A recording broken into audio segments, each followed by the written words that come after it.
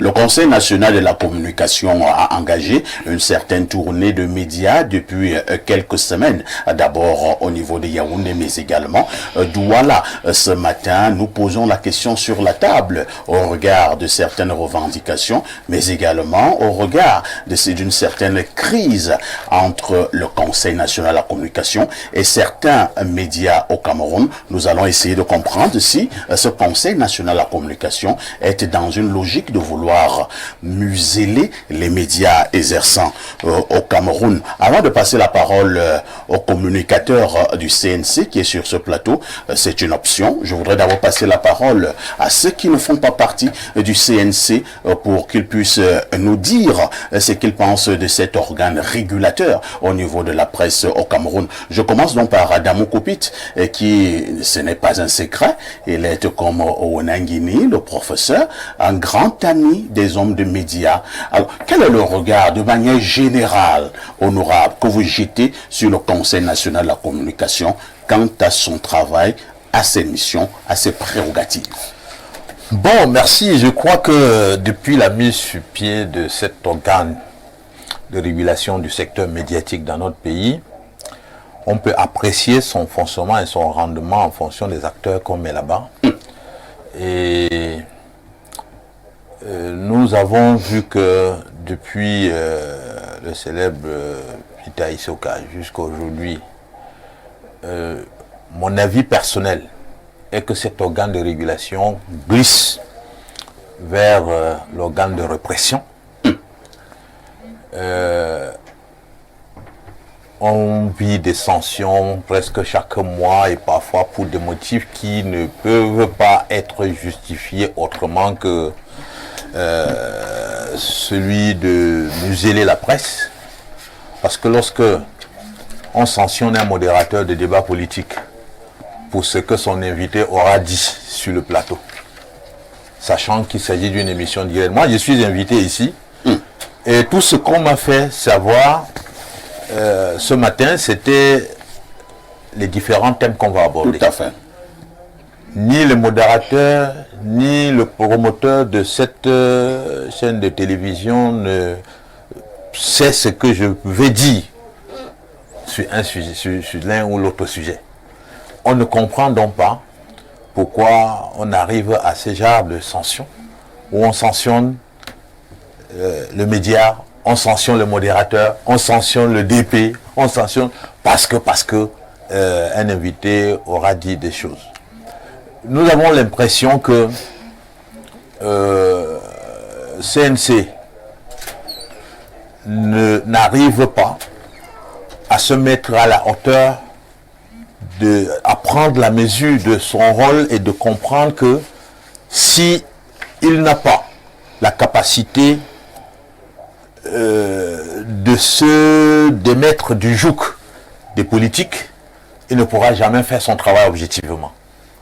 Il a l'impression que parce que, jouissant d'une autonomie de budget, mais c'est le gouvernement qui ravitaille le compte, on se dit si on ne joue pas le rôle du gouvernement, on peut être sévré.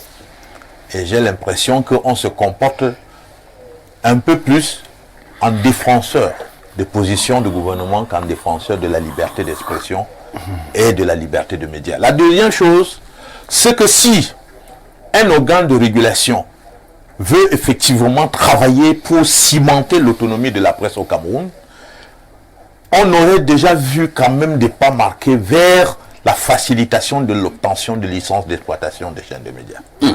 Mais depuis que CNC est là, il maintient, on a l'impression que ce n'est pas une préoccupation. On ne fait rien pour que les médias qui fonctionnent sous le prisme de la tolérance administrative passent de cette étape embryonnaire, de cette étape fragilisante, à l'étape qui cimente quand même la capacité pour elles de prendre la mesure de leur liberté. Cette étape, c'est l'obtention de licences d'exploitation. Qu'est-ce qui peut et qu'est-ce que CNC fait pour pouvoir faciliter cela? Maintenant, je vais chuter par rapport à la visite qu'on a engagé de faire dans les médias. Je l'apprécie. Parce que je suis contre le management de siège, le management de bureau, où vous êtes responsable d'un domaine, vous restez dans votre bureau, vous appréciez ce qui se passe sur le terrain à travers les rendus que les gens vous font. Donc cette décision de descendre sur le terrain, visiter les organes de presse, apprécier sur place les réalités, une bonne initiative. C'est une très bonne initiative que nous encourageons. Maintenant, on attend les résolutions qui sortiront de cela pour voir si effectivement c'était une initiative qui vise à prendre le pouls de problèmes pour apporter des solutions concrètes. Merci, honorable professeur Mathias Eric Owenangini.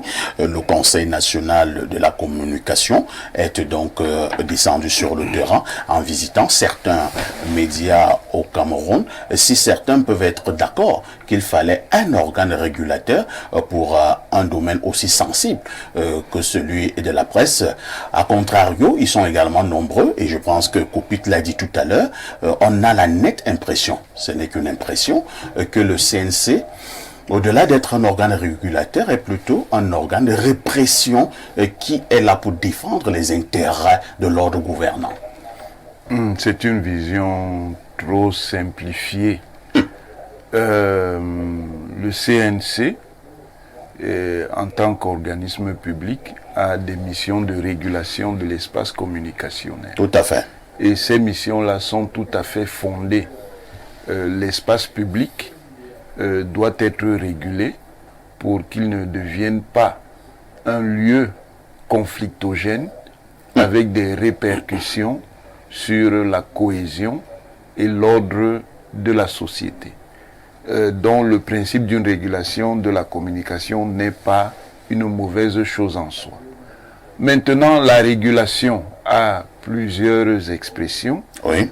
Il y a une expression en termes de facilitation de l'activité des opérateurs de communication, à condition qu'ils suivent les lois et règlements en vigueur. On peut donc faciliter leur action pour que ces organes de communication contribuent aux échanges qui sont nécessaires dans une société. Il n'y a pas de société sans échange par la communication. Il y a la régulation persuasive. Ça veut dire que le Conseil national de la communication doit être en dialogue avec les opérateurs communicationnels pour qu'il n'y ait pas de dérive, parce que dans toute société, il y a des débats qui sont des débats délicats et qu'il faut manier avec beaucoup de prudence. Vous voyez souvent le CNC faire des rappels à l'ordre quand il y a des débats qui soulèvent des questions sur les relations intercommunautaires. Pourquoi? Parce que nous sommes dans une société, on appelle ça en anthropologie, plurale, c'est-à-dire une société très diverse. Et à partir de ce moment, il faut faire attention à la manière de faire coexister les groupes sociaux. Les messages qu'on appelle des messages de haine, même si en même temps, il y a beaucoup d'hypocrisie dans la manière de manipuler cette histoire, parce que la haine, en fait, c'est la haine des autres, pas la haine que nous-mêmes on peut éventuellement produire. Dans cette hypothèse, ce n'est que l'autre qui peut produire de la haine. Donc il faut prendre ça avec beaucoup de pincettes. Mais il y a aussi, évidemment, de la régulation répressive. Si des gens utilisent les organes de communication pour attaquer d'autres acteurs, que ce soit des individus, par des calomnies, par des diffamations, par des injures, vous pouvez par exemple critiquer l'action d'une personnalité en des termes tout à fait courtois, en des termes qui ne sont pas des termes dégradants. Il y en a qui utilisent pour attaquer des groupes, soit des groupes d'intérêt, des groupes d'affaires, parce qu'eux représentent d'autres groupes, soit des collectivités, des communautés claniques, tribales, ethno-régionales, régionales, tout ce que vous voulez. Donc, en ce cas, il faut bien réprimer. La répression n'est pas un problème, c'est l'arbitraire répressif qui est un problème. Mais évidemment, il faut un équilibre dans toutes ces fonctions régulatrices, et c'est peut-être là où il y a souvent des accords entre le CNC. Maintenant, pour terminer, le CNC, dans la régulation, joue à partir de deux contraintes. Il y a la contrainte de l'ordre public communicationnel, parce qu'il y a bel et bien un ordre public communicationnel, et il y a la contrainte des libertés publiques de communication. Il faut donc trouver un équilibre. Merci, professeur Pierre Bleriot-Niamec. Vous, dorénavant, qui êtes un homme qui a une voix qui porte au niveau de la presse, vous êtes donc très proche du CNC, parce que le CNC vous écoute au quotidien. Selon vous, Pierre Bleriot-Niamec, de manière objective, êtes-vous de ceux qui pensent que le CNC version Djochebonken Kalabobsou, y compris même version Peter et Soka, ces deux CNC-là sont des CNC qui veulent museler la presse, surtout pour le cas d'espèce, l'élection présidentielle au Cameroun, c'est l'année prochaine. Alors, je vais essayer d'être le plus objectif possible. Je vais vous faire une figuration. Si Parfait Aïssi est nommé membre du CNC, actuellement, qu'est-ce que ça va susciter auprès de ses pairs? D'abord des applaudissements, mais ensuite des craintes, parce qu'il faudra bien qu'un jour Parfait punisse ses confrères. Et je vous assure, ce n'est pas le beau rôle. Mais vous devrez. L'œil que vous porterez sur vos confrères ne sera plus le même que le Parfait Aïssi assis modérant. Tout à fait. Ça, c'est sûr. Du coup, il y a déjà une suspicion légitime qui pèse sur les membres du CNC. Première chose. Deuxième chose, et moi je l'avais dit, je suis heureux que le CNC ait pu envoyer un représentant sur un média privé. Lors de nos échanges qui étaient privés, il y a un aspect de mon intervention que je peux rendre public aujourd'hui. J'avais dit au CNC ce jour qu'il y avait deux obédiences. Il y avait l'obédience catholique et l'obédience protestante. C'est vrai que quelques-uns essayaient, mais le président, lui, il avait compris très bien ce que je voulais dire. Ce que je voulais dire, c'est que, comme pour la plupart, ils sont sortis du moule de la communication publique, il faut qu'ils prennent aussi en compte la réalité des médias privés qui n'ont pas les mêmes obligations, qui n'ont pas donc les mêmes contraintes que les médias publics et qui peuvent orienter les choses d'une manière ou d'une autre. Je crois que le président a pris. Maintenant, la troisième suspicion qui pèse sur le CNC, c'est bien le chef de l'État qui est un politique en même temps, qui nomme Tout à fait. les membres du CNC. Il est légitime que ses opposants pensent qu'il ne peut nommer que des gens qui lui seront favorables. C'est à lui le président qui nomme. Parce que nous tous qui parlons là, si Niamey accepte la nomination de Biya, je n'irai pas faire là-bas les choses pour faire tomber Biya. Je préfère vous le dire vulgairement comme ça. Je veux dire que c'est au président. Et comment il pourrait le faire? C'est par ce qu'on pourrait appeler un tribunal des pairs.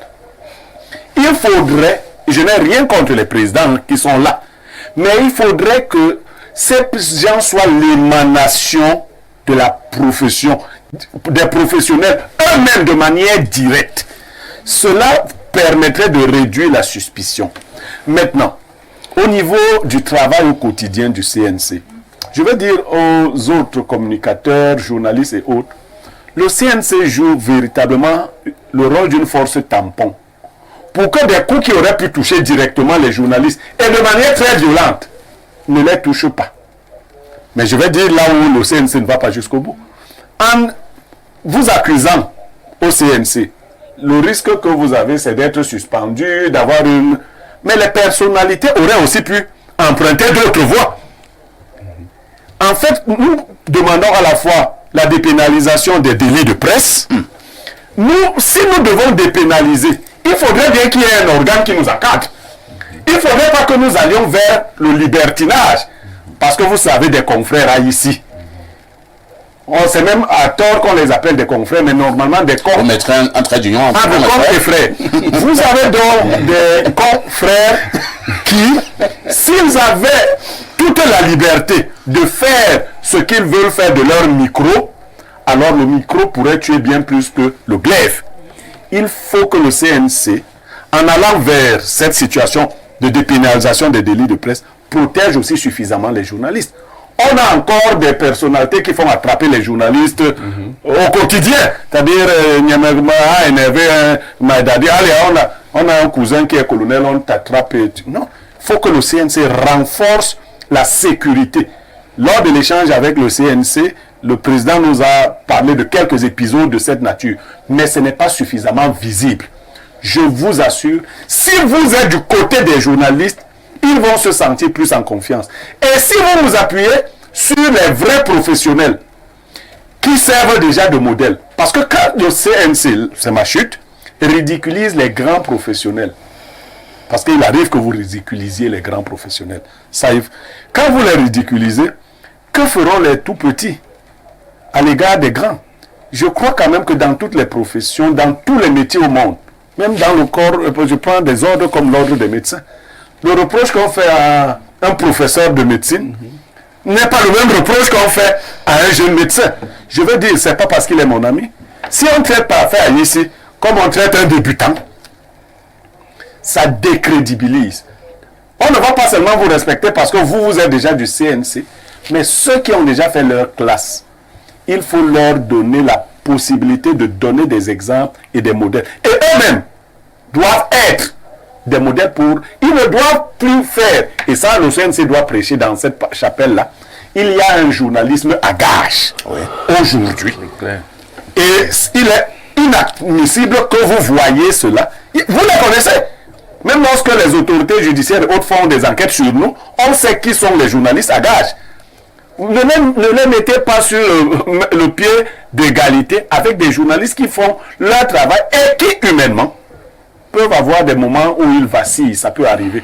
Sur la question qu'on évoque là, je veux être sérieux. Quand vous invitez les gens sur votre plateau, vous avez la responsabilité de ce qu'ils vont dire. Ça, il faut qu'on le dise. Et le professionnel qui est ici le fait. Il peut arriver que... Parce qu'en même temps, la connivence peut être dangereuse avec les panélistes. Si la connivence s'installe, Niamey va venir faire des choses que Parfait ici, c'est ne pas être professionnel. Moi, je le dis, Parfait doit me recadrer, au moins pour dégager. C'est pas moi qui le lui enseigne, il le fait. Il doit toujours, le journaliste doit toujours dégager sa responsabilité. Et vous verrez, c'est tout ça la différence.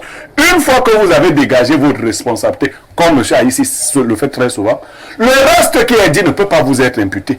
Mais lorsque vous ne l'avez pas dégagé, on a le sentiment que vous êtes dans la connivence. Et on a des médias de connivence. D'ailleurs, on voit le journaliste mettre les mots dans la bouche du panéliste. Le président ne gouverne plus, n'est-ce pas? Oui, mais on voit. Alors, c'est lui qui met même cette phrase dans la bouche du panéliste et le panéliste répond bien évidemment. Et vous dites après. Non, c'est le panéliste qui est venu vous surprendre. Non, c'est même vous qui avez surpris le panéliste. Merci Pierre Blériot. Maïdadi Seydou, le Conseil national de la communication nous intéresse. Non? Vous permettez, oui, professeur. Il y a par contre une dérive que le CNC ne voit pas toujours. Oui. C'est la dérive des unes. Ça veut dire un peu dans ce que M. Niemek disait. On vous interviewe, on fait l'interview en bonne et due forme. Mais sur la une, on fait dire à l'interviewé le contraire de ce qui est dit parce qu'on veut obtenir un effet. Et ça aussi, c'est une dérive qui doit être sanctionnée. Merci. Maïdadi Seydou, que doit faire le Conseil national de la communication pour éviter ce que j'appelle ici des relations entre guillemets conflictuelles avec la presse? Oui, je crois que presque tout a été dit sur ce problème ici. Seulement, il faut se poser la question de savoir si on peut faire le procès du CNC sans faire celui des journalistes ou bien de certains médias. Pas de tous les journalistes, de certains journalistes. Parce que nous sommes arrivés à une situation où les médias et pas mal de journalistes ont déjà un ancrage politique clair. Et ça déforme, et ça déforme un peu tout le travail que ce média va faire. Les journalistes militants. Oui, les journalistes militants. Et ça modifie beaucoup de choses. Militants, c'est que dit des journalistes idéologues. Parce que la mission des médias ou bien des journalistes, c'est de donner l'information. Dès l'instant que ils sont dans un ancrage politique, nous passons de l'information qui doit être neutre à la communication qui est totalement partisane. Et ça, il faut faire très attention. Donc, face à certaines dérives, le CNC se doit d'être vigilant. Peut-être quelquefois il a la main lourde, mais il faut éviter qu'on aille dans la dérive, dans l'autre sens, que le CNC devienne vraiment... C'est pour cela que le choix des membres du CNC est quelque chose de très important. On ne devrait pas accepter n'importe qui comme membre du CNC. Évidemment, il faut que le CNC soit protégé par les textes aussi. Il faut que le CNC ait une certaine autonomie claire dans les textes. Si on a de très bons membres du CNC avec un organe qui a vraiment une certaine autonomie, peut-être que le travail peut être mieux fait. Merci.